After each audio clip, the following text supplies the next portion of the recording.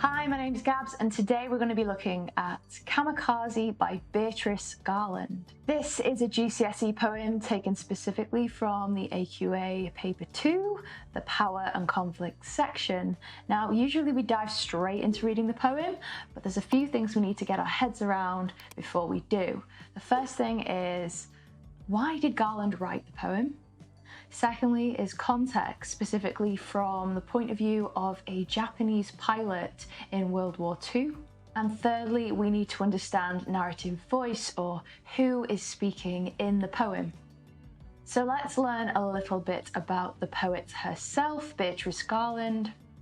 Beatrice Garland is a British National Health Service clinician, teacher and poet.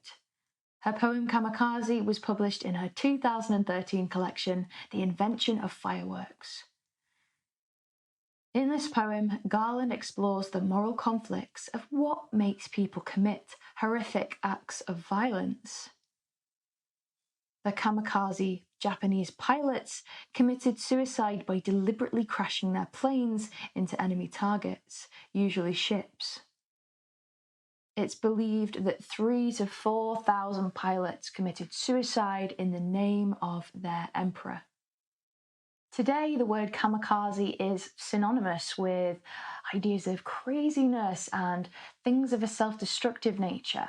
But in World War II, from a Japanese perspective, the word kamikaze was associated with bravery and honor.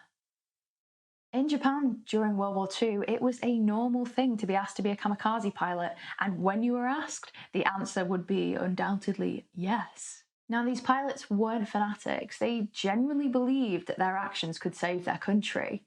I've included some little quotes from articles from The Guardian, so let's have a look at those.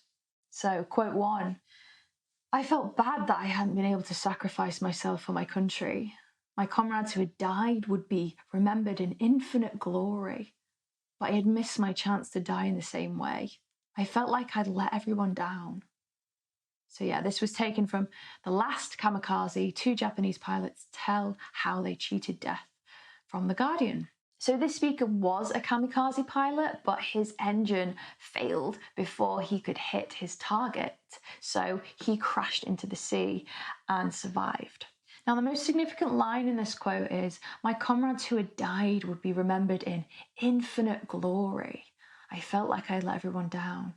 To be infinite is to be limitless, and glory is associated with heroism and courage. The speaker deeply feels that the kamikaze will be remembered forever as heroes, whereas he, having failed in his mission, feels disappointed in himself. However, the way he feels about himself is a deep sense of guilt and disappointment for not succeeding in his mission. To die as a fighter for their emperor was an honor. In hindsight, it seems a whole generation of Japanese men were brainwashed into blind obedience to the emperor.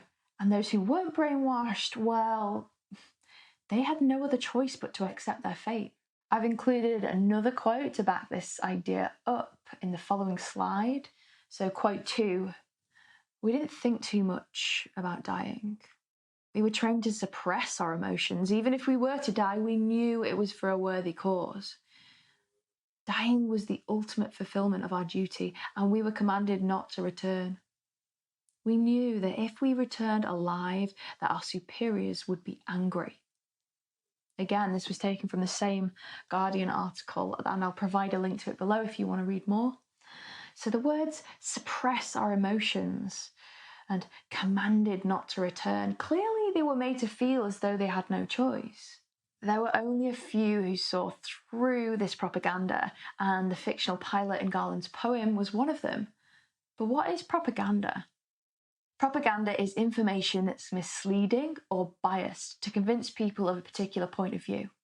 These Japanese pilots were fed information that convinced them that being a kamikaze pilot was a great honor. Even the name kamikaze translates to divine wind. Now, if your superiors were talking to you and giving you these commands and they called you the divine wind, how would it make you feel? You'd feel a sense of strength, a sense of a godlike quality, you know? If we break this phrase down, divine relates to a godhead, something godlike or devoted to God. There's no higher entity to be devoted to. The propaganda was created to make you feel like you in your own right become godlike. And there's a double meaning here. So on the one hand, your great sacrifice means you will join God in the heavens. And secondly, whilst you're committing suicide, soaring through the air to your target, you are divine. You are an act of God. Just goes to show that lofty notions that go unchallenged are really dangerous. Lastly, before we read the poem, we need to understand the narrative voice.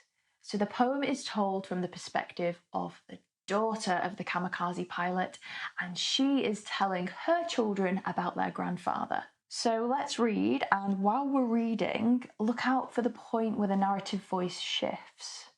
It's going to shift between third person and first person. If you don't know what that is, don't worry, we'll explain that later. Also, put yourself in the pilot's shoes.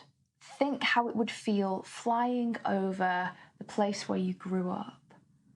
Flying over this beautiful place where you used to play with your friends, knowing it's the last time you'll ever see it. Let's read. Her father embarked at sunrise, with a flask of water, a samurai sword in the cockpit, a shaven head full of powerful incantations, and enough fuel for a one-way journey into history.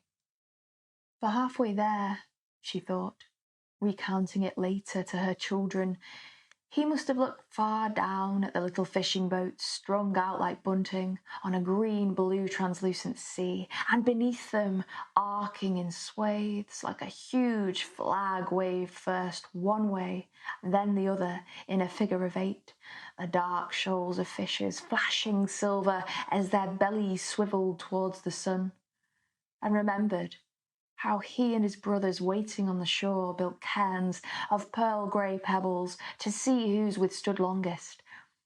The turbulent inrush of breakers bringing their father's boat safe. Yes, grandfather's boat, safe to the shore, salt-sodden awash with cloud-marked mackerel, black crabs, feathery prawns, the loose silver of whitebait, and once a tuna. The dark prince, muscular, dangerous. And though he came back, my mother never spoke again in his presence. Nor did she meet his eyes, and the neighbours too, they treated him as though he no longer existed. Only we children still chattered and laughed. Till gradually we too learned to be silent, to live as though he'd never returned, that this was no longer the father we loved.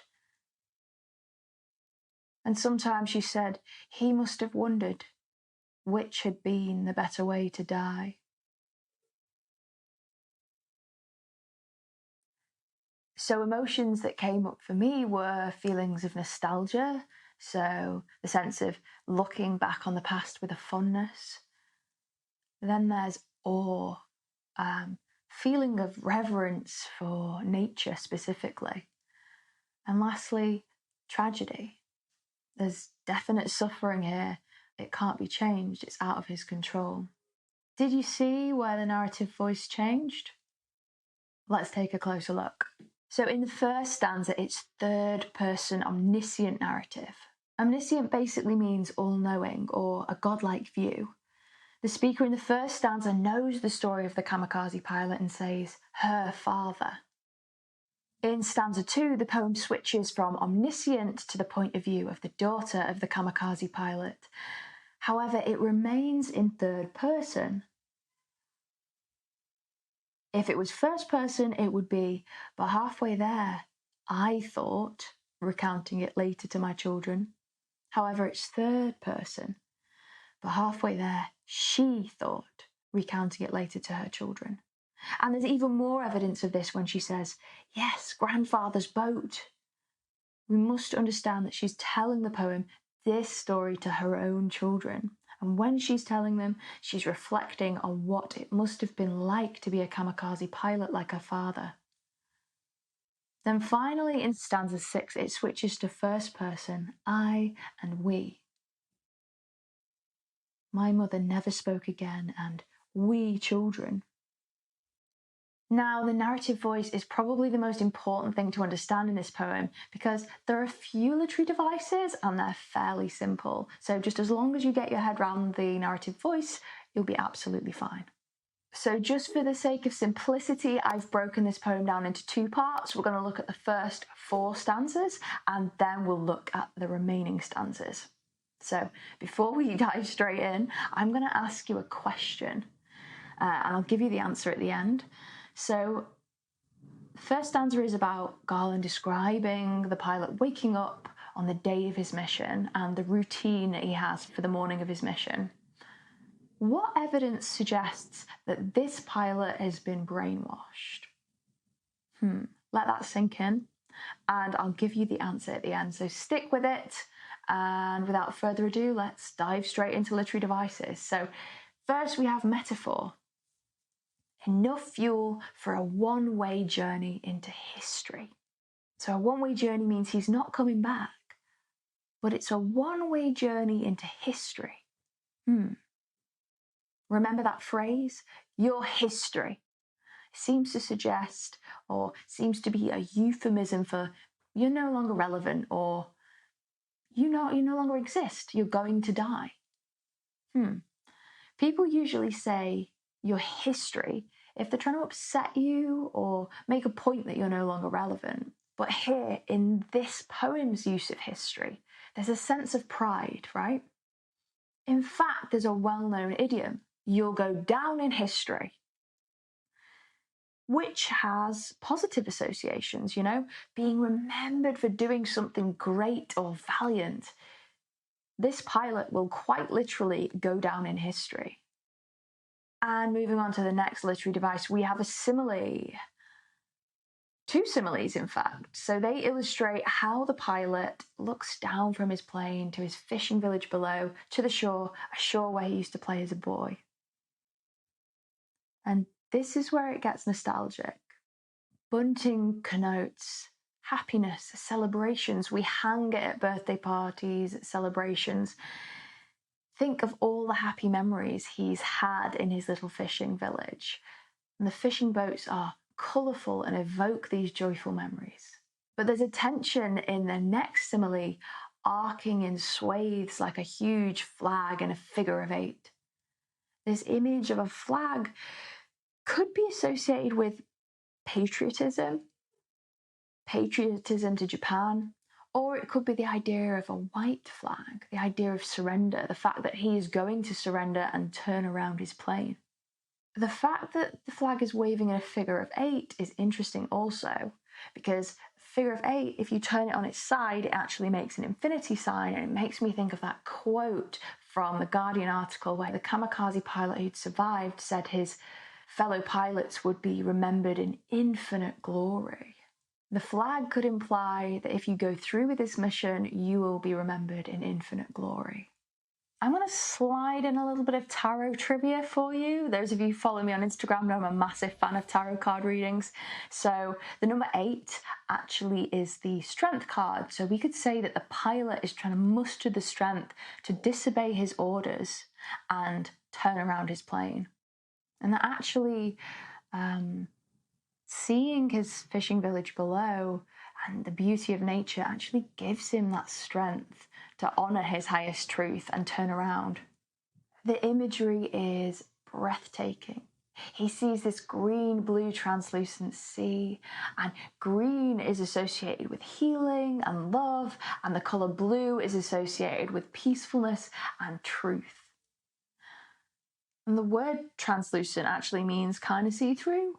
So from way up high, he can still make out this gorgeous pure seabed below because the water is so clear.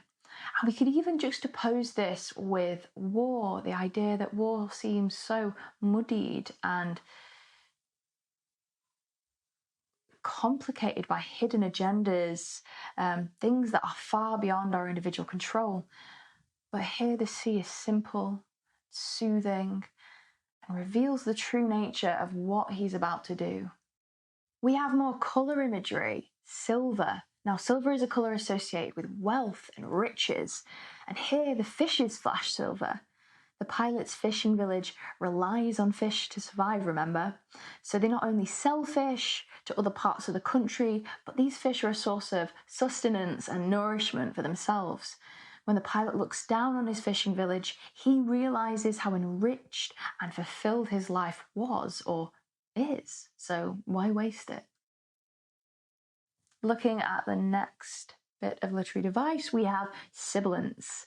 So yeah, swiveled towards the sun is an example of sibilance, and really it just revels in the image of these fishes' bellies flashing. We can actually hear how the speaker marvels at the sight of these fishes swimming together in harmony. And if we look at stanza 4, the pilot reminisces on his own childhood, how he and his brothers would play on the shore and wait for their own father to return from a fishing trip. You know, seeing their father's boat return on the horizon there, bobbing along, must have just been so exciting and a relief, because fishing is a dangerous profession. They wouldn't always return from a fishing trip. So yes, the children have missed him, and yes, they're thrilled to see him. But where's he been? What's he caught? What adventures will he have to tell them? Yes, grandfather's boat's safe. This quote is in italics to stress the importance of returning home, something that the pilot does not plan to do. You know, a fisherman always plans to return, but sometimes isn't so lucky, whereas the pilot is on a mission where he intentionally plans not to return. There's a huge contrast here. So just a point on listing, if we look here, the grandfather brings home salt-sodden, awash with cloud-marked mackerel, black crabs, feathery prawns, the list goes on. This really speaks to an abundance of riches, and it just goes to show the abundance of life and the richness of life. Next we have tripling, so tuna, the dark prince, muscular and dangerous. Tuna was the ultimate fish to catch because it's so big it could feed a family for weeks on one tuna fish. So here's an example of tripling to stress the strength and power of the fish and how much of a challenge they are to catch safely. The daughter even says once he caught the tuna fish, only once, which goes to show how rare it was and how much of a challenge it was to catch a tuna fish successfully. But when he did, you bet his family would have probably been extremely proud. Stanzas 6 and 7 are in italics, so there's a change of tone here. There's no longer any rich imagery, it's spoken quite plainly. We find out that the pilot is so moved by what he sees below him, so moved by the power of nature, that he turns around and does not complete his mission. As a result, his family are ashamed and they never speak to him again. Even the children learn from the adults to ignore him. There's a real sense of regret in the daughter's voice. You know, regret is the reason why she's speaking about her father now and reflecting on the mistreatment of him. She empathizes with his predicament and she doesn't want her children to grow up thinking of their grandfather as a coward and a failure. I think she was trying to get them to understand the pressure and the difficult position he was in. This idea is sealed with the final metaphor. And sometimes, she said, he must have wondered which had been the better way to die. So on the one hand, he could have died as a kamikaze pilot and succeeded in his mission. On the other hand, he saved himself and returned to his family, but they no longer speak to him. Being ignored by your own family, that is a death in itself. So lastly, let's look at some form and structure. Overall, the poem doesn't have any definitive rhythm. It's very much a poetic story broken up into segments. Now, the last two stanzas are bleak and colloquial, devoid of any colourful imagery, whereas the rest of the poem is overflowing with these enchanting colours and visions of nature. So it's 42 lines, 6 lines per stanza, 7 stanzas, and stanzas 6 and 7 are italicised, just to signify a different time in the poem, the time once he's made the decision to turn his plane around and go back to his family, they're more bleak and plain speaking. Potential poems you could compare this to is War Photographer by Caroline Duffy. You know, it's so similar because the poem jumps back and forth in time to capture key moments of someone's life. There's a sense of regret and frustration because the speaker feels there's almost this lack of empathy and understanding for themselves. This happens in both poems. Then we have Storm on the Island by Seamus Heaney because it's about the power of nature and its ability to feel familiar, yet so unfamiliar. There's a sudden wrathful weather in the place that he loves, whereas Kamikaze is about being moved by the nature he loves and his humble yet beautiful home. Now, I've actually done an analysis on Storm on the Island, so I'll link to that in the description below. So yeah, check that out if you fancy comparing these two. They're great to compare together. The third poem I would compare is Poppies by Jane Weir. It's similar with regards to a loved one goes to war. However, the mother, who's the speaker, doesn't want her son to go. She regrets him going and she has these mixed feelings about whether it was worth losing a son to serve their country. And just one more thing, remember the question I asked at the beginning? Garland describes the morning that the pilot is sent on his mission. What evidence is there to suggest he's been brainwashed? Well, let's have a look at the answer, shall we?